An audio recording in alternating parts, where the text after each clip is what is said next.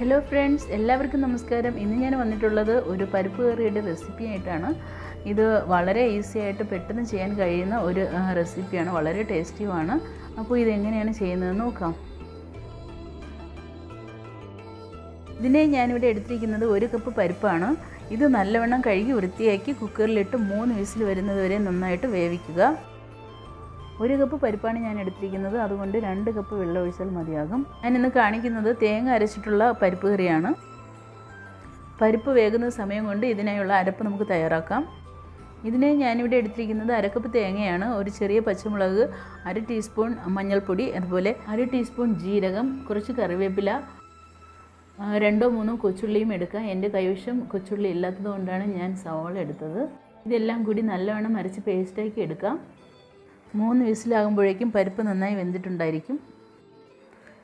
ഒരു പാൻ എടുത്ത് ചൂടാകുമ്പോഴേക്കും 3 ടീസ്പൂൺ എണ്ണ ഒഴിക്കുക. 1 ടീസ്പൂൺ കടുകിട്ട് പൊട്ടിക്കാം.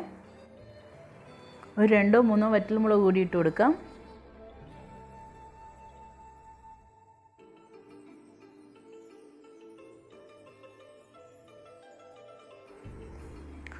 ഇതിലേക്ക് കുറച്ച് കറിവേപ്പില കൂടി ചേർത്ത് കൊടുക്കാം.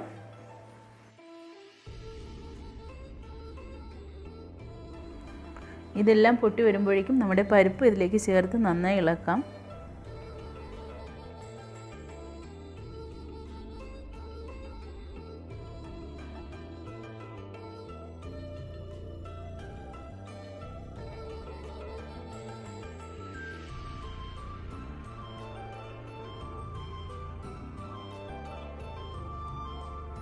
ഞാൻ പരിപ്പ് വേവിക്കുന്ന സമയത്ത് മഞ്ഞൾപ്പൊടി ചേർത്തിട്ടുണ്ടായിരുന്നില്ല.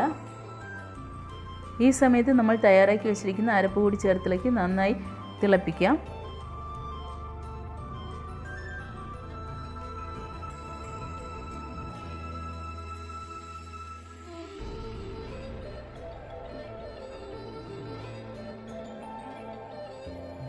ആവശ്യമെങ്കിൽ കുറച്ചുകൂടി വെള്ളം ഒഴിച്ചു കൊടുക്കാവുന്നതാണ് ഈ സമയത്ത്.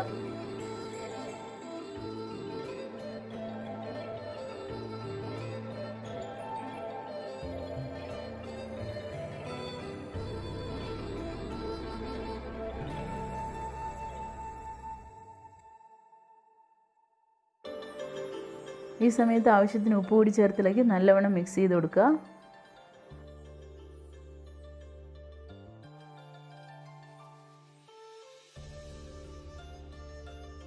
അതിനുശേഷം ലോ ടു മീഡിയം ഫ്ലെയിമിലിട്ട് നല്ലവണ്ണം തിളപ്പിച്ചെടുക്കാം. ഇടയ്ക്കിടയ്ക്ക് ഇളക്കി കൊടുത്തുകൊണ്ടേയിരിക്കണം. എൻ്റെ വീഡിയോ ആദ്യമായാണ് കാണുന്നതെങ്കിൽ സബ്സ്ക്രൈബ് ചെയ്യാൻ മറക്കരുത്. അതുപോലെ വീഡിയോ ഇഷ്ടമാവുകയാണെങ്കിൽ ലൈക്ക് ചെയ്യാനും മറക്കരുത്.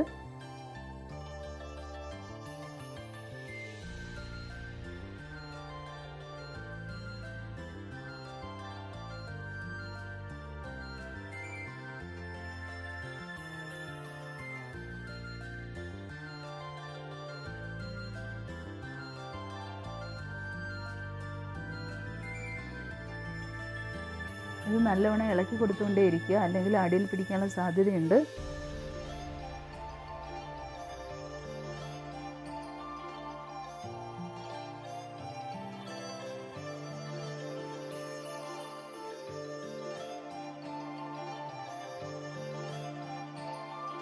അങ്ങനെ നമ്മുടെ പരിപ്പ് കറി റെഡി ആയിരിക്കുകയാണ്. ഈ സമയത്ത് കുറച്ച് മല്ലിയില കൂടി ഇട്ട് കൊടുക്കാം.